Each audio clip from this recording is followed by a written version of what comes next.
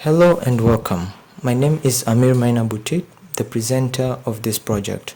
In this videography, I will take you through an incredible journey where we will explore the culture, religion, and diversity in Malaysia.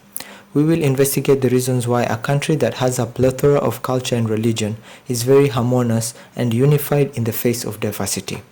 For reference, this video will look into the daily activities of the Medan Niaga Satok market as a collective central for our investigation. We will look into the occupants of Malaysia, but mostly focus our investigation in Sarawak. We will look into some of the unification factors that has led to the coexisting of a variety of cultures in harmony and brotherhood. Medan Niaga Satok Market is located in Borneo Island of Malaysia, in a fairly large state known as Sarawak, in a humble city established as Kuching.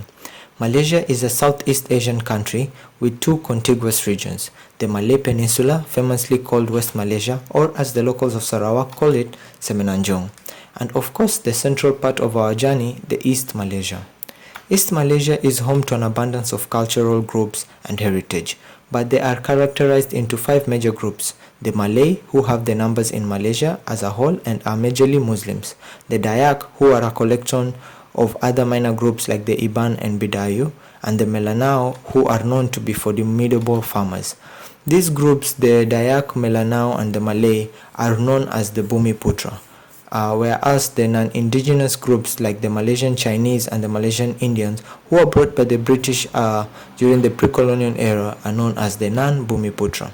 Not to forget other smaller but significant groups of Sarawak like the Orang Ulu, the Kenya, the Kayan, the Kelabit, the Bisaya, and the Penan, among others.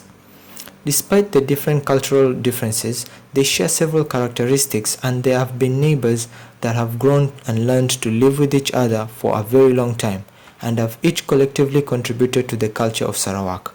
In a market like Medan Niaga Satok, it is arguably one of the few places where you can come across all the cultures of Sarawak. This is because people from all walks of life converge in this market and engage in the old practice of buying and selling. This is especially evident when it comes to naming of the stalls.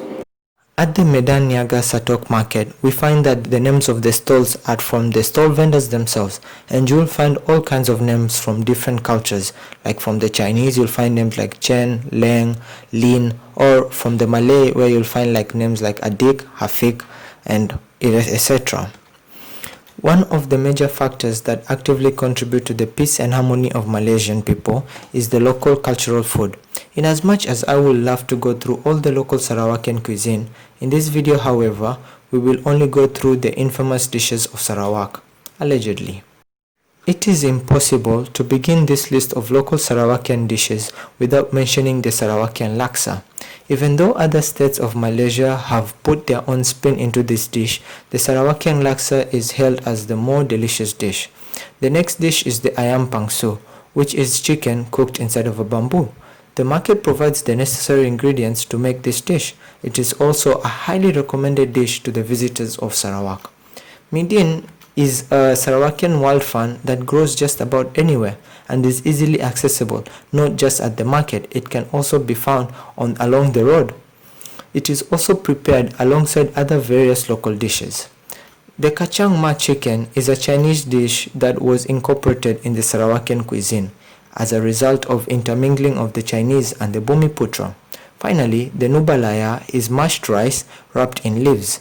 These ingredients, including the leaves that are used to wrap the rice, can be found in the Medan Niaga Satok market.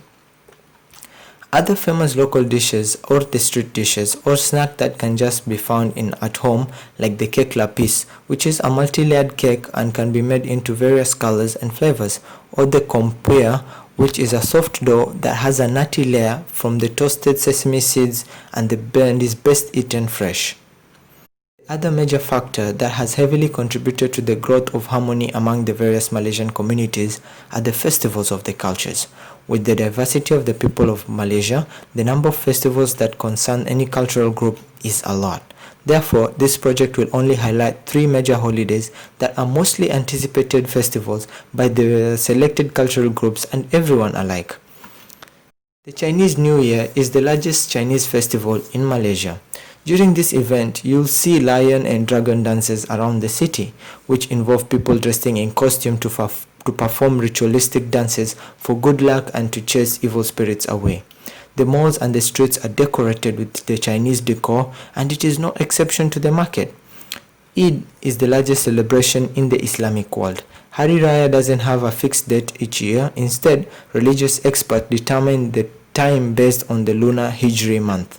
This festival is majorly celebrated by the Malays since they are the cultural group that are primarily Muslims. They hold open houses and invites all their friends and family and neighbors alike from different cultures to share with them the food, drink, and as well as the culture of Eid. Gawai is Sarawakians' version of Harvest Festival. Indigenous groups including the Bidayu, Murud, Kayan, and Iban take part in one of the state's largest and most popular festivals. Sarawakians often have open houses with an abundance of food and drink. Friends and families will come, and it is typical to visit multiple open houses in one day. And this promotes a culture of giving and celebrating as a community despite the cultural differences between them. Finally, Deepavali, or the Festival of Lights, is the most colorful festival in Malaysia. Local Hindus celebrate using colored chalk to draw patterns and shapes on the ground, while at the same time sculpturing colored rice. All races and religions are welcome to join in the event, which takes place in people's houses or public areas such as the mall. They also exhibit Indian culture through their food. In conclusion, the local food and festivals play an integral part in promoting various Sarawakian culture, and in turn they educate each other of their culture. This therefore promotes peace and harmony. And because of the invitation of different cultures to see and be part of the culture of like the Chinese, the Malay, the Dayak people, this has cultivated a sense of harmony and unity among the Malaysian people. This project has taught me a lot about the Sarawakian culture and the Sarawakian people as a whole. It's been a pleasure researching and studying about this. Thank you for listening to me, and this has been my time. Gracias.